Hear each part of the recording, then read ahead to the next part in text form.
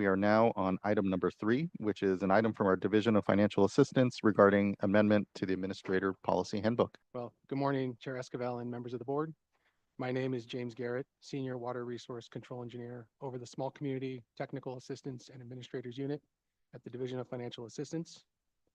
With me this morning are Kristen Abhold, the Assistant Deputy Director over the Office of Sustainable Water Solutions at the Division of Financial Assistance, and also Annalisa Kihara, who is the Assistant Deputy Director over the Groundwater Quality Branch with the Division of Water Quality.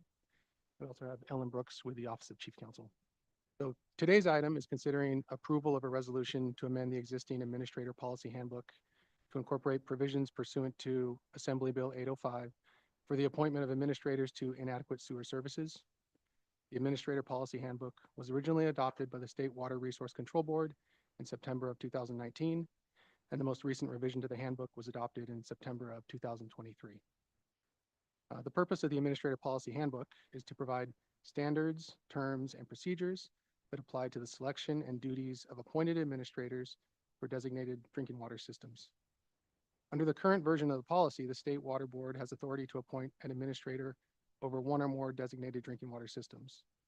Once appointed, that administrator is required to accept, that drinking water system is required to accept from the administrator administrative, technical, operational, and/or managerial services, including full management and control of all aspects of the designated water system.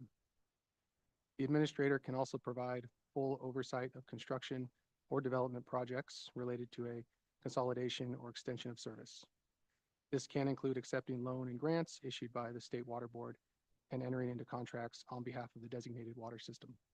And so this map to the right on the screen here is just to show you the current administrator appointments that we have throughout the state.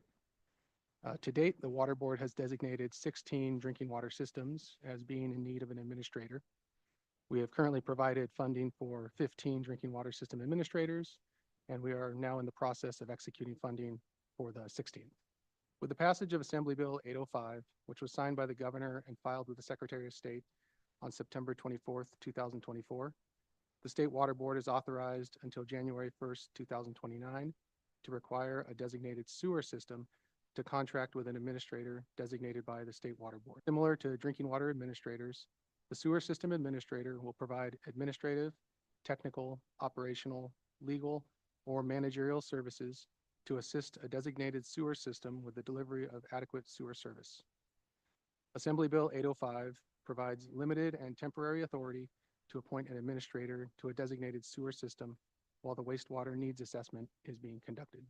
So amendments and additions to the Water Code, specifically sections 13288, 13442, and 13289.5, require that criteria for finding that a sewer service is inadequate and that the process for determining that a sewer system administrator is no longer needed must be added to the Administrator Policy Handbook.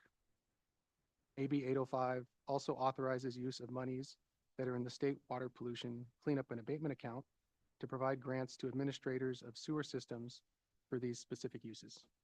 The amendments to these Water Code sections require that the Administrator Policy Handbook be updated to incorporate new criteria and processes so that the State Water Board can begin the process of appointing an administrator over a designated sewer system. So with the Policy Handbook amendment, we've made changes throughout that will allow the sewer system administrator designation process to follow the existing process that has been used successfully to appoint administrators over drinking water systems. This includes changes that specify which sections apply to only drinking water, such as selection of an administrator in emergency situations, as well as sections that only apply to sewer systems, such as the criteria for finding that a sewer service is inadequate. We added section 4, which is an acknowledgement that staff considered resolution 2022-0019 and amending this policy handbook. Through this resolution, the board acknowledged that improved sanitation access helps to achieve the human right to water goals. We also added criteria in section 14, which lay out 3 criteria that should be met in order to deem a sewer service as inadequate. First is mandatory, that the system serves a disadvantaged community. Second is also mandatory, that the system has demonstrated a history of failures to meet regulatory standards for wastewater collection, treatment, and disposal. The third is an optional criteria, that the system exhibits deficiencies that are either documented evidence that the system's infrastructure is failing or likely to fail, insufficient capacity of the sewer or treatment system, or that deficiencies in technical, managerial, or financial capacity will likely result in violations or non-compliance with regulatory requirements.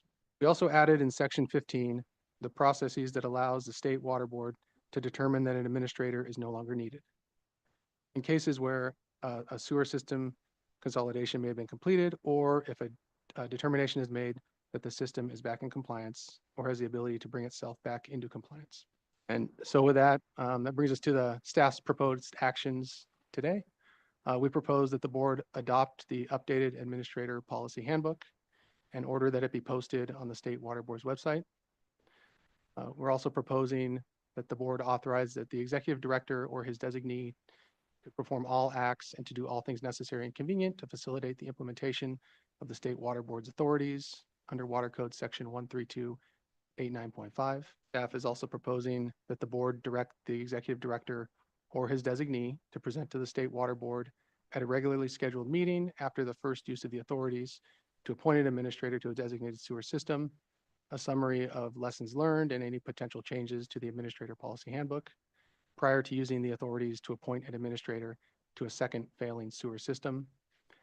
And finally, we propose that the board direct staff to engage with stakeholders and provide notice and opportunity for public comment at least 30 days before bringing to the state water board for consideration any potential changes to the administrative policy. And with that, that concludes our presentation this morning. We're available for any questions.